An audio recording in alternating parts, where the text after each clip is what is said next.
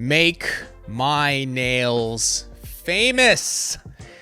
I think there's a lot of nail technicians that are trying to do this and how to get exposure. We're going to talk about all these details and the importance right now on the Biz Talk.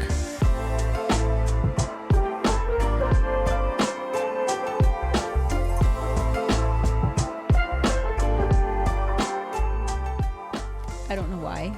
That reminded me of "Let my people go." I don't know. Wait, what is that from? Let my people go? Isn't that like Moses or something? I don't know. So Set my people free or something. You know what? Just forget it. So what you're saying is I remind you of Moses. Yeah, because you're old. I'm cool with that. Old. I'm cool with that. Old. I get those vibes, Trace, of like, mighty Well, and... you kind of got the... What's going on? What's going on with you what? You got a little scruff going on. What's wrong with my scruff? Moses beard going on. Dude, I couldn't grow a beard if my life... Shaggy. I have the Asian and the Middle Eastern. They battle. There's a war on my face, and like the Asian is like, no, and it like creates this like bald spot, and the Arab is like, yeah. It just doesn't work, man. So I can't do it. I tried it one time. I kind of want to watch that. That'd make an awesome show, like the battle of Habib's face. Facial hair? Yes. Weird. Yep. A little weird. Interesting. I look like I just crawled out of a garbage can is what. It's an interesting look. It's a good look for I will you. try it. Yeah. We'll call you a little... Am I already there? Scooby-Doo. Who's the guy? Shaggy. Oh my God, it's disgraceful, Tracy. How do you not know that? I don't know. All right. Can we move on? Let's move on. Make my fails famous. Make my nails famous. So this topic is where we see it often in not only the nail community, but I mean probably any business is going to see this, where influencers, people, whoever in that industry, they want to have Instagram popularity, right? That's kind of the new... That's the new thing. TikTok, Instagram, whatever it is. Totally, to be quote unquote famous. Yeah. And I get questions constantly, like on my DMs. I've been trying to get exposure for my salon or my nails. It's not working. I don't get likes. I'm not getting followers. I'm not growing the account. I'm not getting customers. What am I doing wrong? Yeah. And this is it's such a difficult question to answer. Like, what am I doing wrong? Because obviously I'm not seeing their daily behaviors. Right. Well, there's the quick check their thing out, and you're well, last time you posted, Susie, was in 2017. Yeah, that might be a strong reason. So there's the instant like that. You can. There is, and I have seen some that they post 2 to 3 times a day. Yeah. And I'm like, wow, this is good. Now, okay, so check, like you got that down. Consistency. Posting, which is huge. Trust me, if you don't have consistency, you have zero chance. So there is that. But then there are other factors that play into growing your account. The next most important one is the content. It's your nails, or what content are you posting 2 to 3 times a day. And if you seem to be getting good responses and good comments, because I can't judge. I can't go on there and go, these nails are good or bad, because I clearly have proven that I don't know, right? What does good and what does bad. Well, and that's the thing. It's not like these are horrible nails. It's the nails we think are going to do amazing, do okay. They do okay. And then these nails that were like, they're nice, but there's not this crazy art going on, right. So they'll do okay. And we post it, and it's like, boosh. Boom. Yeah. So like the ultimate measure for me is clientele. Like, are you gaining clients? That's the ultimate metric. In the same way for our business, all this content we put out, all this marketing that we do on social media, are we seeing, conversions ultimately, right? Growth in the business, in the actual business, regardless of likes, views, subscribers. Is it having an impact on people? And are we seeing those things. Now, I'm not going to try to pretend that it's not difficult or challenging or tough to dissect. This area of business is complex. Okay. It's hard. There's so many factors, so many moving parts that play into it. Likes, comments, frequency, the type of content you're putting out. Are you only putting out stuff to get likes? Why do you want to grow your Instagram account? Ultimately, do you want to show your friends and say, look, I have 2,000 followers. Ooh, look at me. Or are you doing it because you actually want to build your business? What's the end game? What's the end game? Yeah. I think that's the first question that you have to be so honest with yourself, because if it's like vanity metrics, like, oh, I just want to look cool, well, you can buy those. I wouldn't recommend it. Don't do that. Don't do it. Yeah, but I'm just saying. But if you just wanted to say you have 20,000 followers, that's easy. Easy enough. It's actually cheap to do. It's very cheap to do. But there's no depth behind it. There's no end game to that. Correct. And we see this a lot of times among like groups where you'll have a group and they'll say, hey, everybody in this, Facebook group, why don't we all become followers of each other's account, and then we'll all have 10,000 followers because there's 10,000 people in the group. That doesn't work. I mean, it works if you just want to show people and say you have 10,000 followers, but what's the point? You're all on that group communicating. What's the point of you all going to this person's Instagram, to each other's Instagram? I don't understand. Plus, and not that you don't want other nail techs to follow you, but they're not following you because they want to follow you. So eventually they'll either fall off. Yeah. I see people that do that or buy followers because they think this is going to somehow make them an influencer. Right. Now companies look at your engagement.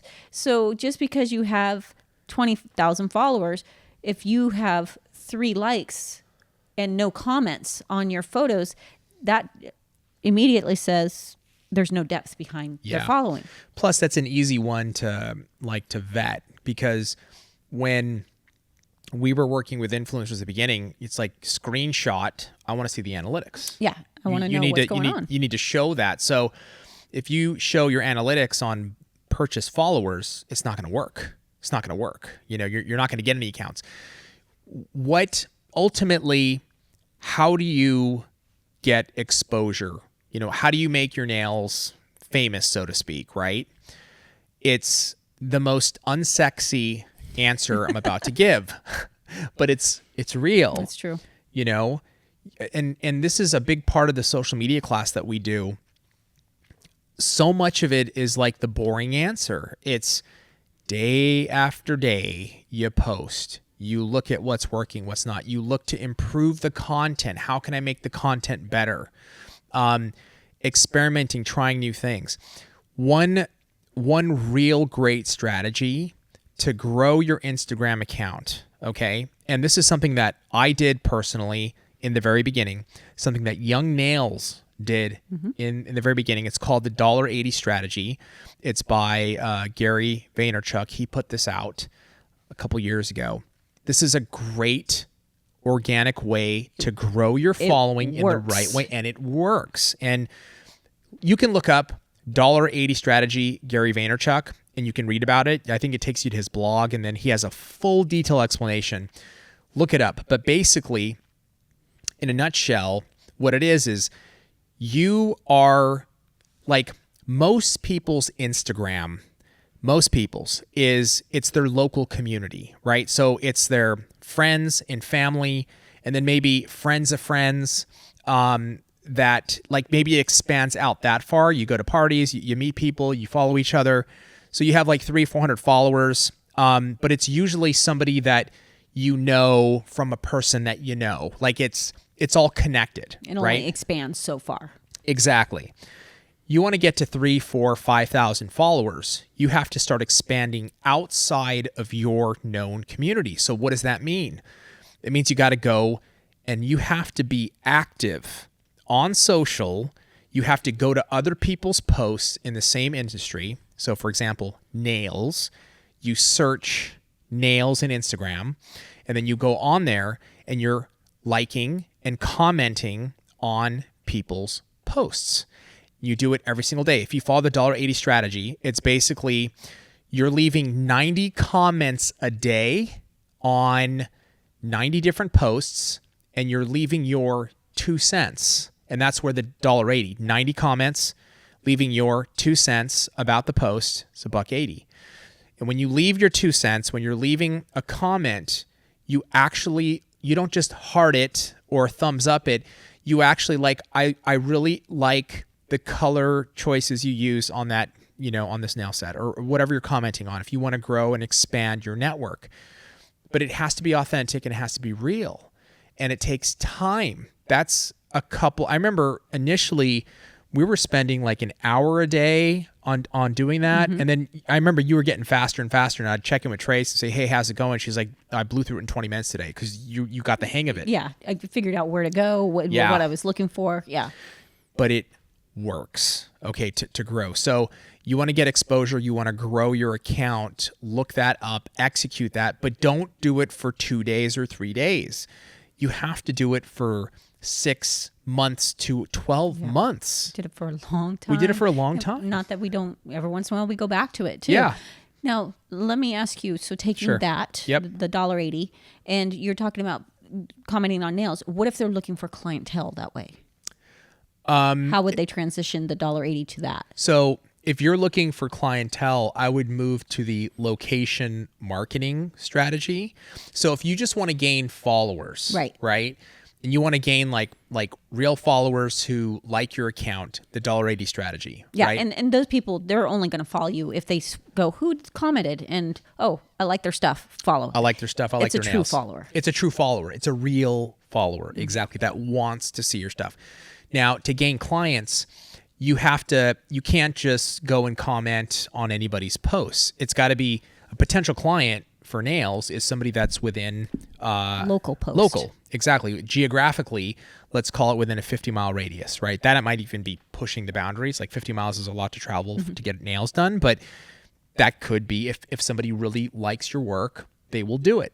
So this is the location marketing strategy, which I did a vlog on. I went real detail into this. Check it out. If you go to our YouTube channel and you go into our playlist and go into vlogs, I think it's like 3 or 4 vlogs ago. It's not that long ago.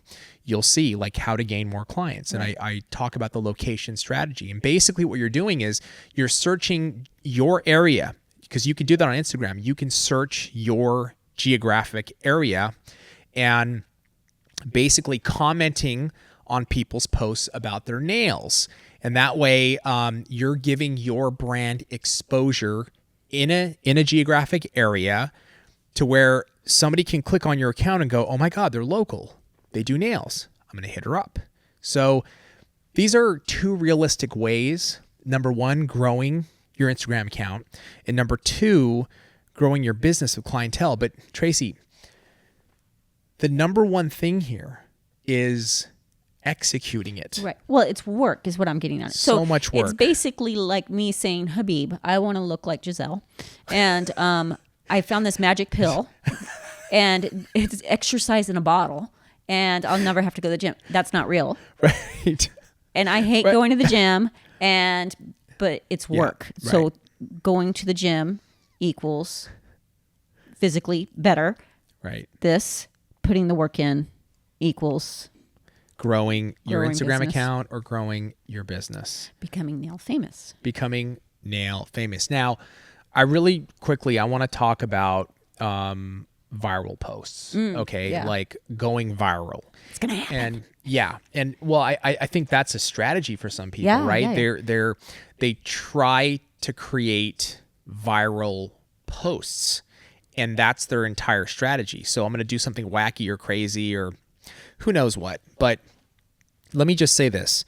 Trying to go viral is so incredibly difficult. The chances are slim to none. It shouldn't be like an actual strategy in your content. You'll drive yourself crazy. First, you'll never post because you're never going to have the perfect in your mind viral video. Right. And I'm going to ask you because you're the one that handles all the TikToks.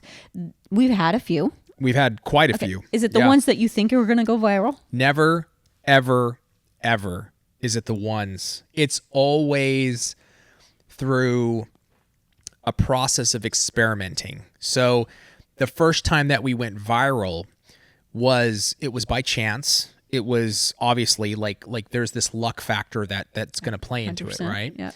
But TikTok in the early phases, there was a very high chance of going viral because the platform was younger, and also the way that their algorithm worked, they were pushing different content here, there, left, right, all over the place. So the chances of going viral were much greater than on than on Instagram or Facebook. And a lot of people, if you were on TikTok earlier, you know this. Like you were able to gain followers and go viral, so to speak, a lot more often. So, but no, Tracy, we were putting out content for 3-4 months on TikTok, and I was just trying stuff. Yeah. I was just like post, and then it was like, oh my God, look at that.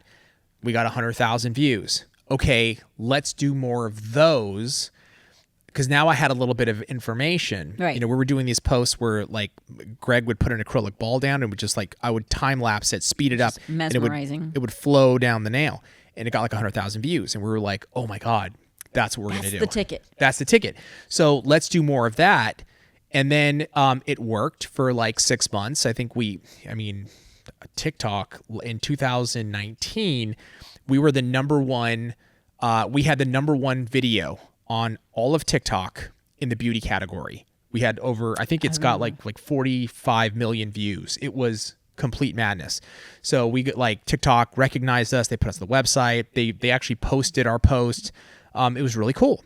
And then it went away. Like it didn't last. Like those posts didn't work anymore. We still do them, but what did it require? Okay, now I got to try some new stuff. Now it's more like the like different education stuff that we do that will every once in a while we'll get 1 million, 2 million. I think recently we had one that went 13 million. It was like, but it was Greg talking about like you shouldn't go side to side. You should go in one direction. Boom. Something he talks viral about all the time.